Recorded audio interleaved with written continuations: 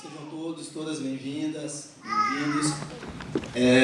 Esse é um momento para nós muito importante, é o encerramento de um projeto que nós sonhamos um tempo atrás, né, e conseguimos a alegria de ter a parceria do IDOU para desenvolver durante 4 meses vivências, encontros, reflexões sobre a cultura de matriz africana a partir da ótica iorubá, onde nós procuramos, a partir também da expressão corporal, como falei, reconstruir nossa história, a história que não é contada na escola, a história que não é contada no dia a dia, a história que tem que ser resistida e enegrecida a cada momento, a cada minuto, a cada ataque racista que a gente tem.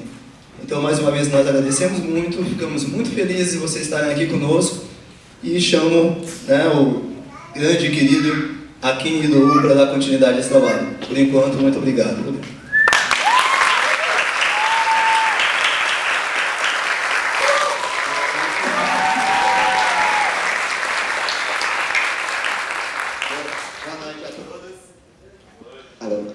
Boa noite a todos.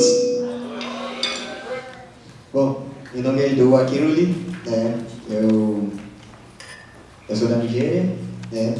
Dei esse curso de dança por 5 meses e hoje é o trabalho final, né? Vamos fazer uma mostra para vocês, vamos mostrar sobre a cultura iorubá, né? Uma história, o Gundabede, né? Bom, o Gundabede é uma história, né, que conta sobre Abiku. Abiku são aqueles que são nascidos e destinados para morrer, né? Pela compreensão do povo de Iorubá,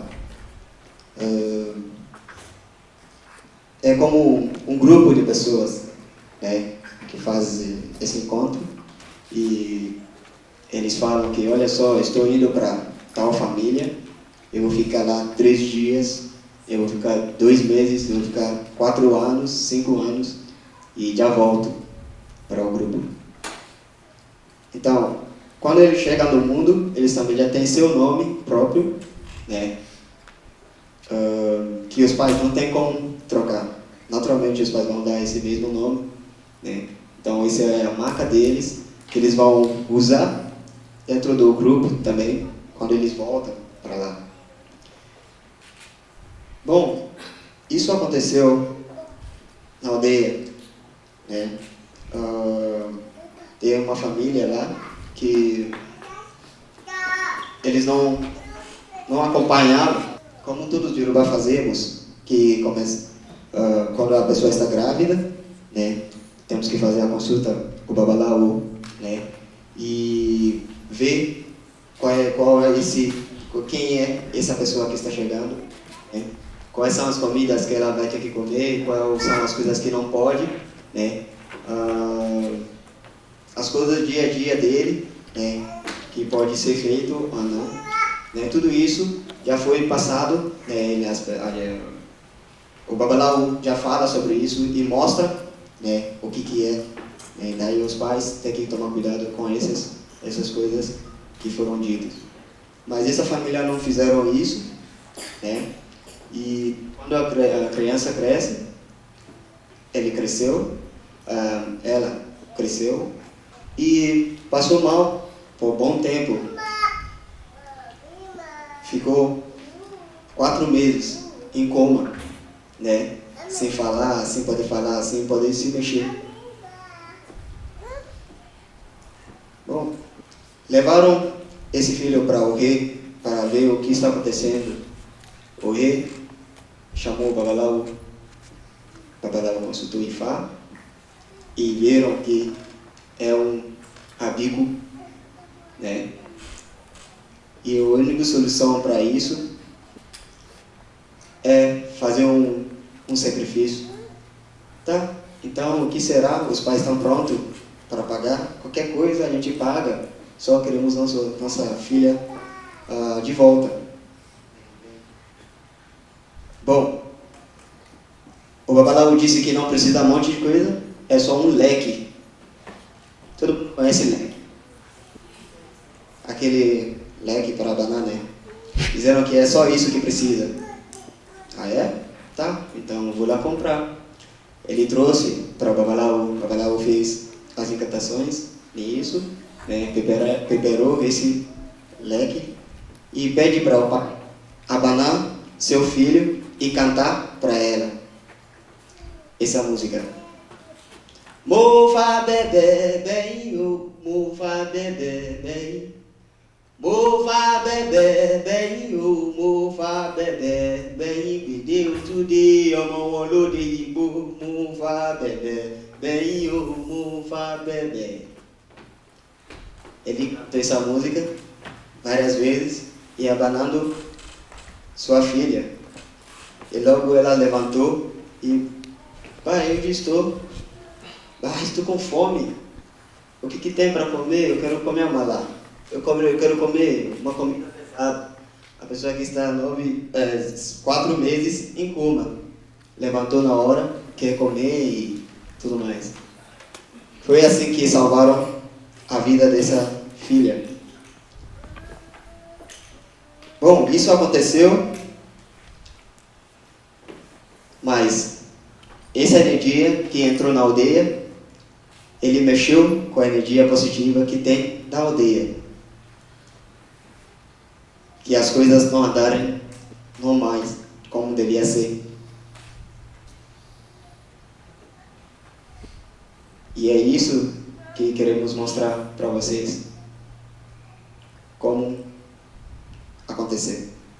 E como foi resolvido. Espero que vocês gostem.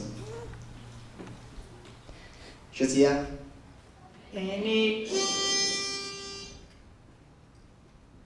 Awa oṣoro ilé wa o, awa oṣoro ilé wa o, awa oṣoro ilé wa o, awa oṣoro ilé wa o, ẹ̀sìn kan ò pé óyè, ẹ̀sìn kan ò pé káwa má ṣòro, awa oṣoro ilé wa o, sẹ́. Awa oṣoro ilé wa o, awa oṣoro ilé wa o, awa oṣoro ilé wa o, awa oṣoro ilé wa o, ẹ̀sìn kan pé óyè, ẹ̀sìn kan pé káwa má ṣòro, awa oṣoro ilé wa o, awa oṣoro ilé wa o, awa oṣoro ilé wa o, awa oṣoro ilé wa o, awa oṣoro ilé wa o, ẹ̀sìn kan pé óyè, ẹ̀sìn kan pé káwa má ṣòro, awa oṣoro ilé wa o, awa oṣoro ilé wa o, awa oṣoro ilé wa o, awa oṣoro ilé wa o, awa oṣoro ilé wa o, ẹ̀sìn kan pé óyè, ẹ̀sìn kan pé káwa má ṣòro, awa oṣoro ilé wa o.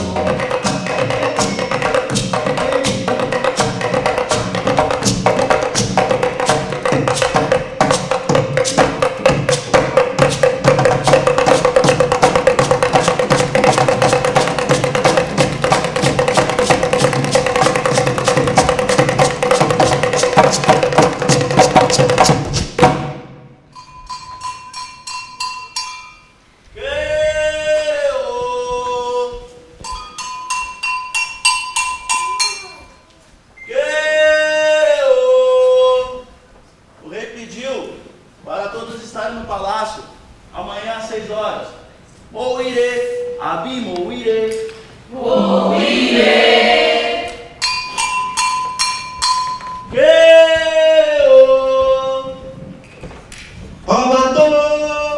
Ọba tó, mo lé mi ò kéré ọba. Ọba tó, mo lé ní òkèrè ọba. Ọba tó, mo lé ní òkèrè ọba. Ọba tó, mo lé ní òkèrè ọba. Ọba tó.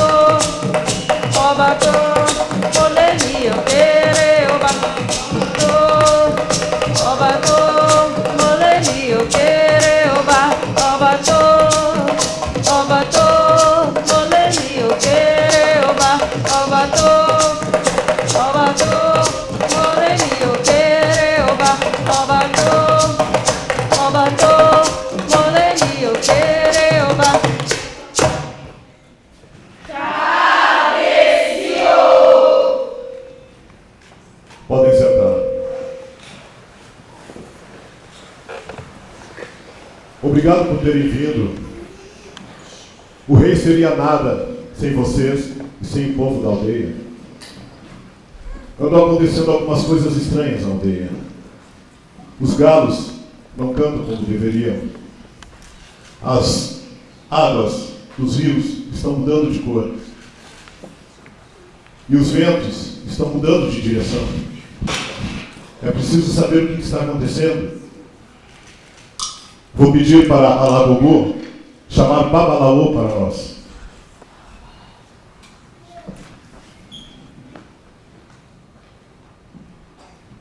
Onífá ọ̀yẹ̀kú, ikú jẹ lórí àwa o. Onífá ọ̀yẹ̀kú o, ikú jẹ lórí àwa o. Ọ̀yẹ̀kú yẹ̀kú sọ́kù, ọ̀yẹ̀kú yẹ̀kú sọ́kù, ọ̀yẹ̀kú yẹ̀kú sọ́kù lórí àwo. Ifá ló nílé ayé, Olódùmarè lólórun. Ifá ló nílé ayé o, Olódùmarè lólórun. Ènìyàn ń gọlá àgọ́jù, wọ́n ṣe pa ọmọ. Ifá ló nílé ayé, Olódùmarè lólórun.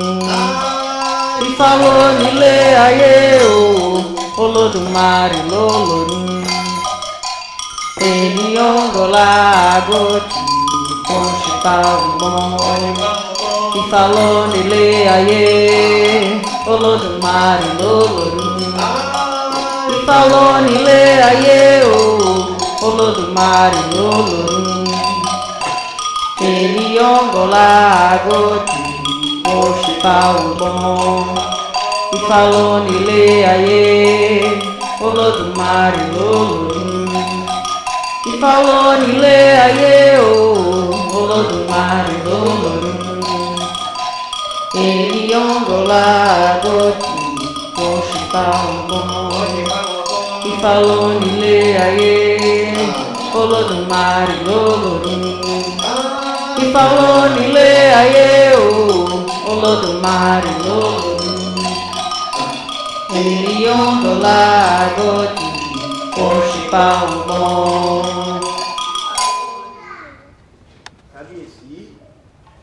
Você chamou o rei. Bem-vindo, Babalaô. Obrigado por ter atendido meu pedido. As coisas estão difíceis para mim. Eu sei que nada é difícil para o Ifá. Andam acontecendo algumas coisas estranhas na aldeia. Os galos não cantam como deveriam. Os rios estão mudando de cor. E os ventos estão mudando de direção. É preciso saber o que está acontecendo. Por isso eu gostaria de pedir para que nos esclarecesse e quais os passos devemos tomar. Ifá ọgbọ́ o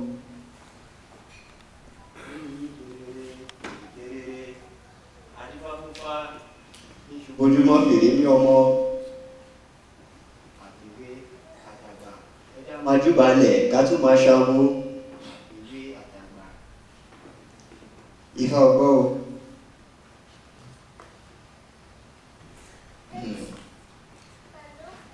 Ó ní lápé bóyá jẹ́ wa o.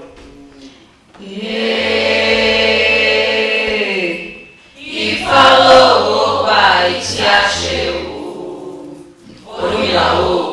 Ọ̀rúnmìlà ọmọ èdè kò sí fún eyín àdìkún fún ọmọ apáhùndà o. Bá fún Ọ̀rúnmìlà bàbá ń sanwó lòdì ọ̀.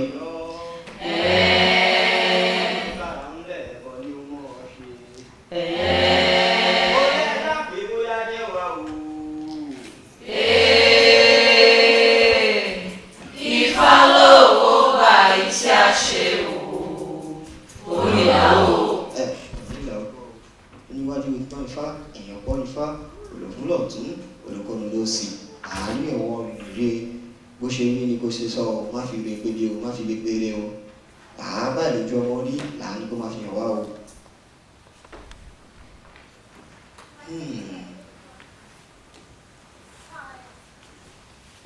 Kábíyèsí,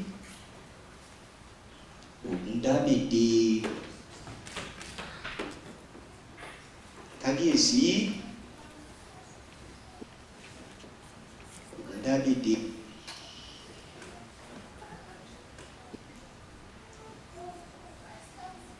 ó ní ẹ̀yin lẹ́ ń jẹ́ kọ́ ẹ̀yin lẹ́ ń jẹ́ kọ́ bọ́ gbà ìrìnjú ọ̀pọ̀pọ̀ àpapọ̀ bẹ́ẹ̀ lọ́wọ́ kábíyèsí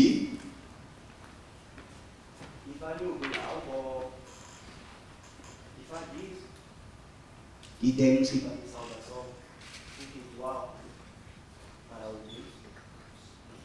E ao fazer isso, tudo volta ao normal.